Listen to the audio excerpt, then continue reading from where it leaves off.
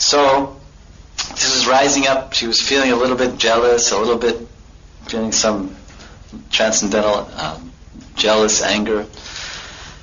And then she said, "Hey, Sham, who is this Saki anyway?" And then Sham said, "Oh, this is Gopishwar. This is Gopishwar." And then Radharani said, "What? This is Gopishwar? I am Gopishwar. I'm the controller of the gopis. I'm the leader of all the gopis. I'm the best one. I'm the Gopishwar." And she said, No, she's a Gopishwar. And then of course Lord Shiva, disguised as a gopi, was feeling, what an appellation. Appellation means a title or name. What an honorific term. What a wonderful name my Lord has given me, Gopishwar. So then Krishna's a slight, gentle smile came on his lotus face, and kind of what we say in English, a sheepish grin, because he was playing a joke on Radharani, and he was enjoying it very much, and she didn't know. And then he looked at her and said, "Actually, you know who this gopi is? This gopi is Mahadev," in disguise. And so then Sham said to Mahadev, he said, "Mahadev, I'm very pleased with your service. You've done a wonderful service. You're dancing so nicely. Your desire was fulfilled to have the darshan, Rasa Lila darshan. Now I want you to continue to serve this eternal Lila by posting yourself outside, just on the perimeter, as you are in all of my places, in all my holy dhams, in all my Lila Stalis, in Ayodhya Dham, and in Barsana and Vrindavan, and all my holy dhams. You're always there serving as the Digpal. Digpal means the protector of the directions. Kshetrapal. Kshetrapal Mahadev, Digpal Mahadev. So here in Vrindavan, I want you to serve as Gopishwar at the entrance to the Rasastali. And with your Trishun, I want you to prevent anyone from coming inside that's not qualified. Anyone that tries to barge into Vrindavan or crash into Vrindavan or drive into Vrindavan that has Purusha Bhav, you take your Trishun and you just give them you stick them with it. You make sure they go. The Trishun represents the Trigunas. There's 3 tines. It's called tine. These little points on a pitchfork is called tine. So one is Tamagun, Rajagun, Sattvagun, which are all in the material energy. So Mahadev impales the conditioned soul on that and keeps him bound in the material energy in Sattvagun, Rajagun, and Tamagun with his Trishun for the operatis. So Gopishwar happily accepted that service on behalf of Lord Krishna, and now he's still there. And Krishna's great grandson, who renovated many of the holy sites of Vrindavan shortly after the disappearance of the Lord, about 5,000 years ago or so. His name was Bhadranabh. Bhadranabh was the king of Mathura, who was the great grandson of Lord Krishna. So he dug out many kunds and established many Leela sites. So there, at the exact location where Lord Shiva is posted, he established a deity of Lord Shiva, Gopishwar Mahadev, and wonderfully worshipped by all the Brijvasis. So Lord Shiva had played so many parts in the pastime of Lord Krishna and also in the pastimes of Lord Chaitanya. Just to end on one philosophical note, that although we had mentioned earlier that many materialistic people that are materialistically oriented want material things, they worship Lord Shiva in hopes of gaining his mercy because of his nature as Ashutosh. The Vaishnavas, especially the Gaudiya Vaishnavas, they also worship Lord Shiva. But we don't worship Lord Shiva for material benefits. We don't pray to him for material benefits because they're already there. Whatever your destiny is, you'll have so much wealth. Janmaishvarya, Shruta, Shribir. A certain birth, a certain lifespan, certain beauty, certain intelligence, poverty or fortune, it's already determined. You carry on and do some work, but you can work so hard day and night and you'll still not be a millionaire.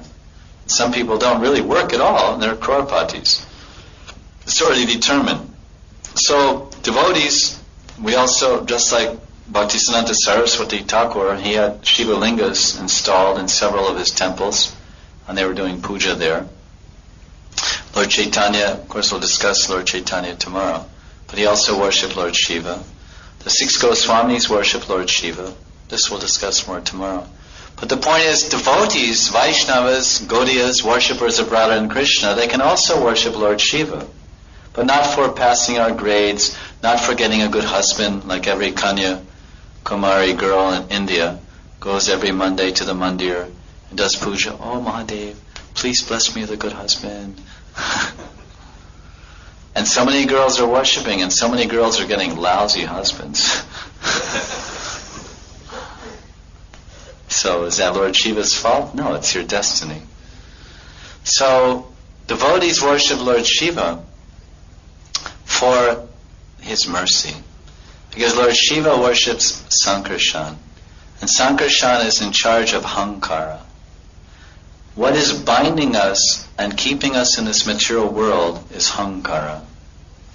That is the subtle body. There's a Shukshma Sharir and Linga Sharir. So the subtle body, the Man, Bud, or we say Buddhi, Man, Bud, and Hankara, these are the subtle bodies. And the most refined and subtle and powerful of all those contaminations and layers which cover the soul, there's layers and layers and layers, is the Hankara. It's the wrong identity. Ahankara means I am the body. I am man. I am woman. I am rich, poor, beautiful, ugly, intelligent, foolish. I am famous, infamous. This is all Hankara. And that keeps us in this world, birth after birth after birth. So Lord Shiva's Ishtadev is Sankarshan, and he's always worshipping him. And Sankarshan is in charge. He is the deity in charge. He is the lord of false ego. So Prabhupada mentions in several purports, in the 4th canto of Bhagavatam and other places, Srila Prabhupada mentions that if one is serious about getting free from the false ego, then he should pray to Lord Shiva. Why? Because his boss is in charge of the false ego. Just like you want to meet a big man. It's very hard to meet a big man. I want to meet one industrialist in Bombay who has a ghee company, produces cow's ghee. And I had an intuition that he was a good person. And I had the intuition that he could donate ghee for Krishna Balaram in Vrindavan, because I basically stayed there. So I was thinking, we're always having a hard time finding cow's ghee, but here in Bombay they make pure cow's ghee, not buffalo ghee. Krishna doesn't like buffalo. You may like, but Krishna doesn't like buffalo ghee. He likes Gaika ghee. So I went to the office, and his general manager said he's a big person. He's very, very wealthy. He never comes to the office. The only way you can communicate with him is on email. I said, wow, he's really big. So I sent him email, electronic, on the computer. And then he wrote back and said, some letter was there, I said, Kara means, I am also a devotee of Radha and Krishna. And I had just built a temple of Radha and Krishna. And I'll be very happy to donate ghee for the service of your deities in Vrindavan. Because I informed him that our deity kitchen, for cooking for the deities, we use 1,200 kilos of ghee every year. Jai ho. Chapan Bo ki jai. Krishna ki jai. He's the Bhoktaram. Krishna is Bhoktaram, not us. He's the enjoyer. So every month Krishna is using 100 kilos of ghee. Kachoris and pakoras and all these fried sabjis, all these things. But I wanted to meet him. So he agreed. He said, talk to my general manager. So I talked to the general manager, and finally I made friends with the general manager. I said, is there any way I can meet the owner? So he became my friend. And he said, yes, I like you, I'll arrange. So in the same way, the peon arranged for me to meet the big man and get his mercy and favor, because ultimately he agreed to give 1,200 kilos a year, or at least this year, for Radha Shyamasundar in Vrindavan. So that's good for him. So in the same way, Lord Shiva, he is the peon of Sankarshan. He is the servant. He is the servant or the devotee of Lord Sankarshan. And he's easily pleased. So just by offering some bilva patra or datura phal, the datura flower, datura pushpa or bilva patra, just simple thing. Datura is growing on all the roadsides, all over the place, an empty lot, datura. It's like a thorny, bluish kind of thing, flower. It's a weed. It's not gulab or lotus. If you worship Krishna, according to Puranas, you have to worship Krishna with Kamal and Padma. He likes that type of thing, lotus flower. Lakshmi is holding one in her hand.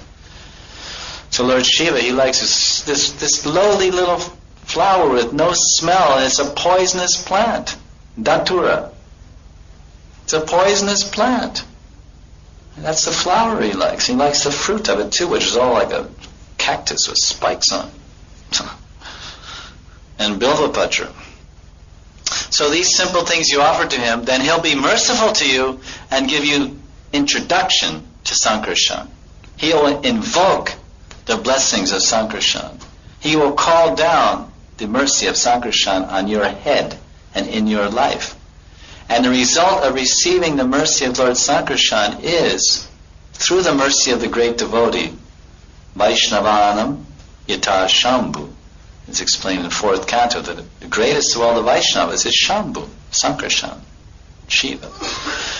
By invoking the mercy of Lord Sankarshan, through the mercy of his devotee Lord Shiva, we, you, I, and we, will become free from false ego, hankar. And once you cut the connection of hankar, you're mukta jiv, you're a liberated soul.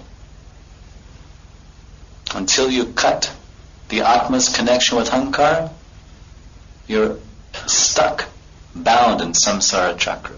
Janma, mrityu, jara, vyadhi, dukkha, dosha, anudarshanam. Anudarshan, dukkha, dosha, anudarshan. Anudarshan means again you see, and again you see, and again you see. You see death, and again you see death. You see dukkha, and again you see dukkha. You see dosha, and again you see dosha. Krishna says in Gita, Janma, mrityu, jara, vyadhi, dukkha, dosha, anudarshanam. Anudarshanam. And we have some television show. It's called, what is it called? Doordarshan?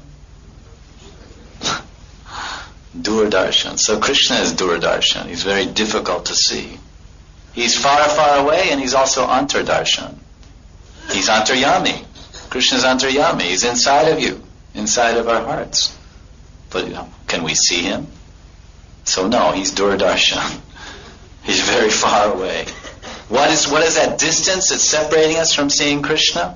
What is that vast desert of distance that's keeping us blinded and keeping Krishna invisible before us, although he's standing within our hearts? Hankara.